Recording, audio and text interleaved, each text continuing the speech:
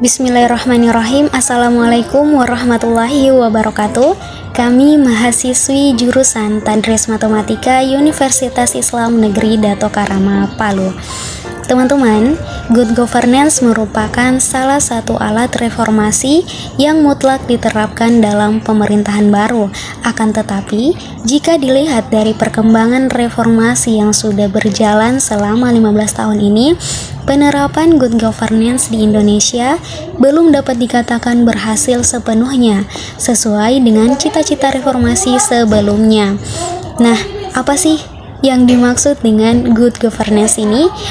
Untuk itu, perkenalkan kami dari kelompok 1, saya Hestina Putri dengan NIM 211220001 bersama rekan saya Nafila Ulfa Harisma dengan NIM 211220003 akan membahasnya dalam beberapa menit ke depan. Pertama, tentang pengertian good governance. Good governance adalah suatu penyelenggaraan manajemen pembangunan yang solid dan bertanggung jawab, yang sejalan dengan prinsip demokrasi dan pasar yang efisien, penghindaran salah alokasi dana, investasi, dan pencegahan korupsi baik secara politik maupun secara administratif, menjalankan disiplin anggaran, serta penciptaan legal dan politikan framework bagi tumbuhnya aktivitas usaha. Good governance pada dasarnya adalah suatu konsep yang mengacu kepada proses pencapaian keputusan dan pelaksanaannya yang dapat dipertanggungjawabkan secara bersama sebagai suatu konsensus yang dicapai oleh pemerintah, warga negara, dan sektor swasta bagi penyelenggaraan pemerintahan dalam suatu negara. Selanjutnya, prinsip good governance. Kunci utama untuk memahami good governance adalah pemahaman atas prinsip-prinsip di dalamnya.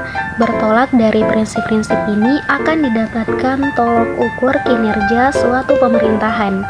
Baik buruknya pemerintahan bisa dinilai bila ia telah bersinggungan dengan semua unsur prinsip-prinsip good governance. Menyadari pentingnya masalah ini, prinsip-prinsip good governance diurai satu persatu sebagaimana tertera sebagai berikut.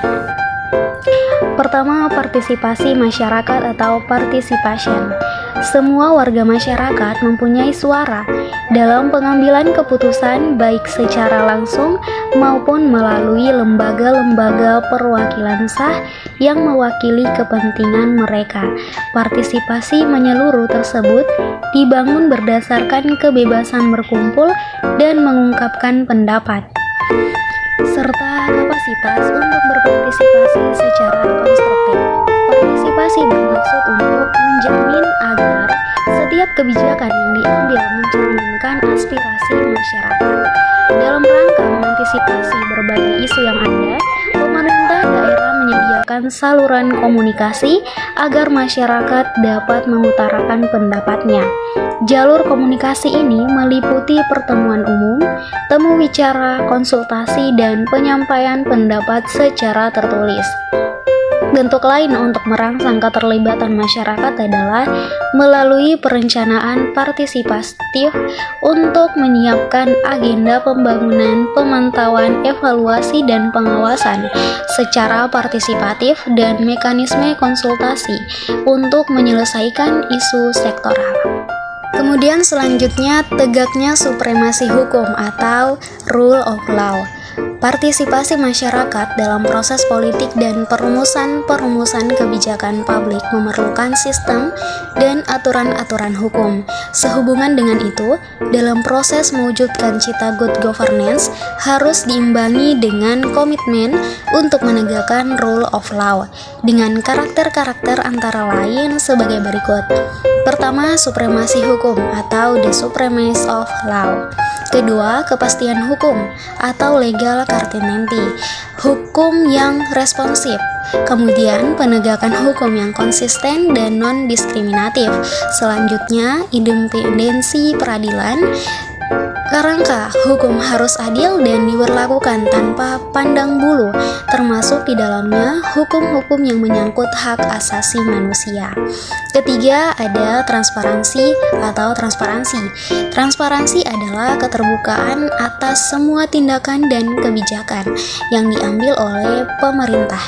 Prinsip transparansi menciptakan kepercayaan timbal balik antara pemerintah dan masyarakat melalui penyediaan informasi dan menjamin kemudahan di dalam memperoleh informasi yang akurat dan memadai. Transparansi dibangun atas dasar arus informasi yang bebas. Seluruh proses pemerintahan, lembaga-lembaga dan informasi perlu dapat diakses oleh pihak-pihak yang berkepentingan, dan informasi yang tersedia harus memadai agar dapat dimengerti dan dipantau, sehingga bertambahnya wawasan dan pengetahuan masyarakat terhadap penyelenggaraan pemerintahan, meningkatnya kepercayaan masyarakat terhadap pemerintahan, meningkatnya jumlah masyarakat yang berpartisipasi dalam pembangunan, dan berkurangnya pelanggaran terhadap peraturan perundang-undangan. Selanjutnya ada peduli pada stakeholder atau dunia usaha. Lembaga-lembaga dan seluruh proses pemerintahan harus berusaha melayani semua pihak yang berkepentingan. Dalam konteks praktik lapangan dunia usaha, pihak korporasi mempunyai tanggung jawab moral untuk mendukung bagaimana good governance dapat berjalan dengan baik di masing-masing lembaganya. Pelaksanaan good governance secara benar dan konsisten bagi dunia usaha adalah perwujudan dari pelaksanaan etika bisnis yang seharusnya dimiliki oleh setiap lembaga korporasi yang ada di dunia.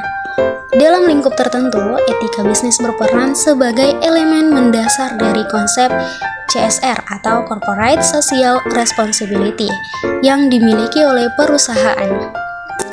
Pihak perusahaan mempunyai kewajiban sebagai bagian masyarakat yang lebih luas untuk memberikan kontribusinya. Praktik good governance menjadi kemudian guidance atau panduan untuk operasional perusahaan, baik yang dilakukan dalam kegiatan internal maupun eksternal perusahaan. Internal berkaitan dengan operasional perusahaan dan bagaimana perusahaan tersebut bekerja, sedangkan eksternal lebih kepada bagaimana perusahaan tersebut bekerja dengan stockholder lainnya, termasuk di dalamnya publik. Demikian penjelasan dari saya. Pembahasan selanjutnya akan disampaikan oleh rekan saya. Halo, saya Nafila Ulfa Karisma. Saya akan melanjutkan pemaparan materi dari rekan saya, Hestina Putri. Selanjutnya, prinsip yang kelima yaitu berorientasi pada konsensus. Menyatakan bahwa keputusan apapun harus dilakukan melalui proses musyawarah melalui konsensus.